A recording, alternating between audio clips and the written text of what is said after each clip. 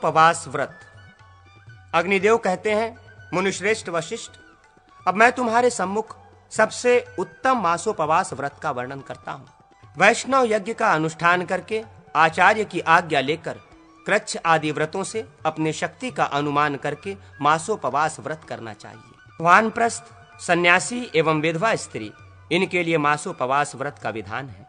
आश्विन शुक्ल पक्ष की एकादशी को उपवास रखकर 3 दिनों के लिए निम्नलिखित संकल्प करके मासोपवास व्रत ग्रहण करें। श्री विष्णु, मैं आज से लेकर 30 दिन तक आपके उत्थान काल पर्यंत निराहार रहकर आपका पूजन करूंगा। सर्वव्यापी श्री हरे, आश्विन शुक्ल एकादशी से आपके उत्थान काल कार्तिक शुक्ल एकादशी के मध्य में यदि मेरी मृत्यु हो जाए तो आपकी कृपा से मेरा व्रत भंग न हो। व्रत करने वाला दिन में 3 बार स्नान करके सुगंधित द्रव्य और पुष्पों द्वारा प्रातः, मध्याह्न एवं सायंकाल श्री विष्णु का पूजन करे और विष्णु संबंधी गान, जप और ध्यान करे। व्रती पुरुष वकवाद का परित्याग करे और धन की इच्छा भी न करे। वो किसी भी व्रतहीन मनुष्य का स्पर्श न करे और शास्त्र निषिद्ध कर्मों में लगे हुए लोगों का चालक, प्रेरक न बने। उसे 30 दिनों तक देव मंदिर में ही निवास करना चाहिए। व्रत करने वाला मनुष्य कार्तिक के शुक्ल पक्ष की द्वादशी को भगवान श्री विष्णु की पूजा करके ब्राह्मणों को भोजन करावे। तदनंतर उन्हें दक्षिणा देकर और स्वयं पारण करके व्रत का विसर्जन करें। इस प्रकार 13 पूर्ण मासोपवास व्रतों का अनुष्ठान करने वाला भोग और मोक्ष दोनों को प्राप्त कर लेता है। उपर्युक्त विधि से 13 मासोपवास व्रतों का अनुष्ठान करने के बाद व्रत करने वाला व्रत का उद्यापन करे। वो वैष्णव यज्ञ करावे, अर्थात 13 ब्राह्मणों का पूजन करें। तदनंतर उनसे आज्ञा लेकर किसी ब्राह्मण को 13 ऊर्ध्व वस्त्र, अधो वस्त्र, पात्र, आसन, छत्र, पवित्री, पादुका, योगपट्ट और यज्ञोपवीतों का दान करें। तत्पश्चात शैया पर अपनी और श्री विष्णु की स्वर्णमयी प्रतिमा का पूजन करके उसे किसी दूसरे ब्राह्मण को दान करे एवं उस ब्राह्मण का वस्त्र आदि से सत्कार करे। तदनंतर व्रत करने वाला ये कहे, मैं संपूर्ण पापों से मुक्त होकर ब्राह्मणों और श्री विष्णु भगवान के कृपा प्रसाद से विष्णु लोक को जाऊंगा। अब मैं विष्णु स्वरूप होता हूं। इसके उत्तर में ब्राह्मणों को कहना चाहिए, देवात्मन, तुम विष्णु के उस रोग शोक रहित परम पद को जाओ और वहां विष्णु का स्वरूप धारण करके विमान में प्रकाशित होते हुए स्थित हो। फिर व्रत करने वाला द्विजों को प्रणाम करके वो शैया आचार्य को दान करे। इस विधि से व्रत करने वाला अपने 100 कुलों का उद्धार करके उन्हें विष्णु लोक में ले जाता है। जिस देश में मासोपवास व्रत करने वाला रहता है वो देश पाप रहित हो जाता है। फिर उस संपूर्ण कुल की बात ही क्या है जिसमें मासोपवास व्रत का अनुष्ठान करने वाला उत्पन्न हुआ है। व्रत युक्त मनुष्य को मूर्छित देखकर उसे धृत मिश्रित दुग्ध को पान कराएं। निम्नलिखित वस्तुएं व्रत को नष्ट नहीं करती। ब्राह्मण की अनुमति से ग्रहण किया हुआ हविष्य, दुग्ध, आचार्य की आज्ञा से ली हुई औषधि, जल, मूल और फल। इस व्रत में भगवान श्री विष्णु ही महान औषधि रूप हैं। इसी विश्वास से व्रत करने वाला इस व्रत से उद्धार पाता है। भीष्म पंचक व्रत। अग्निदेव कहते हैं, अब मैं सब कुछ देने वाले व्रतराज भीष्म पंचक के विषय में कहता हूं। कार्तिक के शुक्ल पक्ष की एकादशी को ये व्रत ग्रहण करें। 5 दिनों तक तीनों समय स्नान करके 5 तिल और यवों के द्वारा देवता तथा पितरों का तर्पण करें। फिर मौन रहकर भगवान श्री हरि का पूजन करें। देवाधिदेव श्री विष्णु को पंचगव्य और पंचामृत से स्नान करावे और उनके श्रीअंगों में चंदन आदि सुगंधित द्रव्यों का आलेपन करके उनके सम्मुख धृतयुक्त गुग्गुल जलावे। प्रातः काल और रात्रि के समय भगवान श्री विष्णु को दीपदान करें और उत्तम भोज्य पदार्थ का नैवेद्य समर्पित करें। व्रती पुरुष ओम नमो भगवते वासुदेवाय इस द्वादशाक्षर मंत्र का 108 बार जप करें। तदनंतर धृतसिक्त तिल और जौ का अंत में स्वाहा से संयुक्त ओम नमो भगवते वासुदेवाय इस द्वादशाक्षर मंत्र से हवन करें।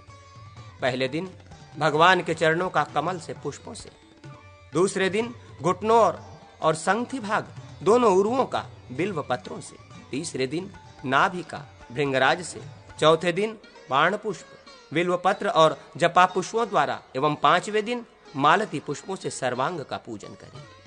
व्रत करने वाले को भूमि पर शयन करना चाहिए। एकादशी को गोमय, द्वादशी को गोमूत्र, त्रयोदशी को दधि, चतुर्दशी को दुग्ध और अंतिम दिन पंचगव्य का आहार करें। पौर्णमासी को नक्त व्रत करना चाहिए। इस प्रकार व्रत करने वाला भोग और मोक्ष दोनों को प्राप्त कर लेता है। भीष्म पितामह इसी व्रत का अनुष्ठान करके भगवान श्री हरि को प्राप्त हुए थे। इसी से ये भीष्म पंचक के नाम से प्रसिद्ध है। ब्रह्मा जी ने भी इस व्रत का अनुष्ठान करके श्री हरि का पूजन किया था, इसलिए ये व्रत 5 उपवास आदि से युक्त है। अगस्त के उपदेश से अर्धदान एवं उनके पूजन का कथन। अग्निदेव कहते हैं, वशिष्ठ, महर्षि अगस्त साक्षात भगवान विष्णु के स्वरूप हैं। उनका पूजन करके मनुष्य श्री हरि को प्राप्त कर लेता है। जब सूर्य कन्या राशि को प्राप्त न हुए हो किंतु उसके निकट हो, तब 3/1/2 दिन तक उपवास रखकर अगस्त का पूजन करके उन्हें अर्ध ध्यान दे। पहले दिन जब 4 घंटा दिन बाकी रहे, तब व्रत का आरंभ करके प्रदोष काल में अगस्त मुनि की काश पुष्पमयी मूर्ति को कलश पर स्थापित करें और उस कलश स्थित मूर्ति का पूजन करें। अर्ध देने वाले को रात्रि में जागरण भी करना चाहिए। अगस्त के आवाहन का मंत्र ये है, अगस्त मुनि शार्दुल तेजो राशे महामते इमाम मम कृताम पूजाम गृहस्व प्रिययाः स। मुनि श्रेष्ठ अगस्त, आप तेज पुंजमय और महाबुद्धिमान हैं। अपनी प्रियतमा पत्नी लोपामुद्रा के साथ मेरे द्वारा की गई इस पूजा को ग्रहण कीजिए। इस प्रकार अगस्त का आवाहन करें और उन्हें गंध, पुष्प, फल, जल आदि से अर्धदान दे। तदनंतर मुनिश्रेष्ठ अगस्त की ओर मुख करके चंदनादि उपचारों द्वारा उनका पूजन करें। दूसरे दिन प्रातः काल कलश स्थित अगस्त की मूर्ति को किसी जलाशय के समीप ले जाकर निम्नलिखित मंत्र से उन्हें अर्ध समर्पित करें। काश पुष्प के समान उज्ज्वल, अग्नि और वायु से प्रादुर्भूत, मित्रावरुण के पुत्र, कुंभ से प्रकट होने वाले अगस्त, आपको नमस्कार है, जिन्होंने राक्षस राज आतापी और वातापी का भक्षण कर लिया था तथा समुद्र को सुखा डाला था। वे अगस्त मेरे सम्मुख प्रकट हो। मैं मन, कर्म और वचन से अगस्त की प्रार्थना करता हूँ। मैं उत्तम लोकों की आकांक्षा से अगस्त का पूजन करता हूँ। जम्बूद्वीप के बाहर उत्पन्न देवताओं के परम प्रिय समस्त वृक्षों के राजा चंदन को ग्रहण कीजिए। महर्षि अगस्त, ये पुष्पमाला धर्म, अर्थ, काम और मोक्ष चारों पुरुषार्थों को देने वाली एवं पापों का नाश करने वाली है।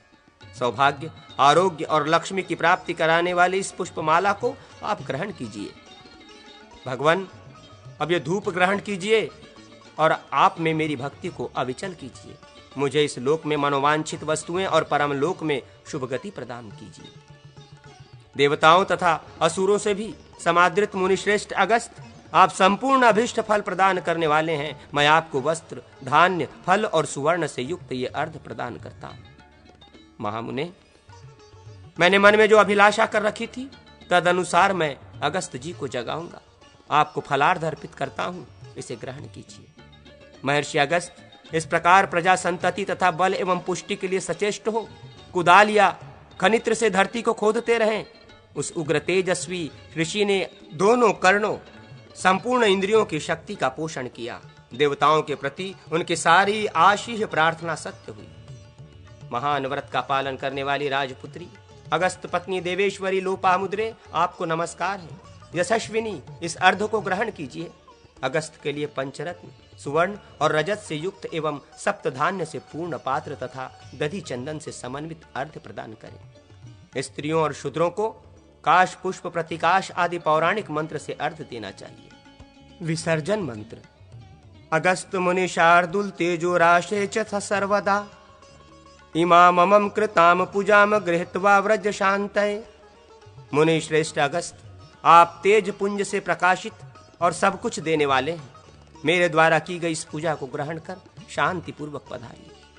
इस प्रकार अगस्त का विसर्जन करके उनके उपदेश से किसी एक धान्य, फल और रस का त्याग करें। तदनंतर ब्राह्मणों को धृत मिश्रित खीर और लड्डू आदि पदार्थों का भोजन करावें और उन्हें गौ, वस्त्र, सुवर्ण एवं दक्षिणा दें। इसके बाद उस कुंभ का मुख धृत मिश्रित खीर युक्त पात्र से ढककर उसमें सुवर्ण रखकर वो कलश ब्राह्मण को दान दें। इस प्रकार 7 वर्षों तक अगस्त को अर्ध देकर सभी लोग सब कुछ प्राप्त कर सकते हैं। इससे स्त्री सौभाग्य और पुत्रों को, कन्यापति को और राजा पृथ्वी को प्राप्त करता है। कौमुद व्रत। अग्निदेव कहते हैं, वशिष्ठ, अब मैं कौमुद व्रत के विषय में कहता हूं। इसे आश्विन शुक्ल पक्ष में आरंभ करना चाहिए। व्रत करने वाला एकादशी को उपवास करके 1 मास पर्यंत भगवान श्री हरि का पूजन करे। व्रती निम्नलिखित मंत्र से संकल्प करे। आश्विने शुक्ल पक्षे हम कारो हरि जपन, मासमेकम भुक्ति भुक्तये करिष्ये कौमुदम व्रतम। मैं आश्विन के शुक्ल पक्ष में एक समय भोजन करके भगवान श्री हरि के मंत्र का जप करता हुआ भोग और मोक्ष की प्राप्ति के लिए 1 मास पर्यंत कौमुद व्रत का अनुष्ठान करूंगा।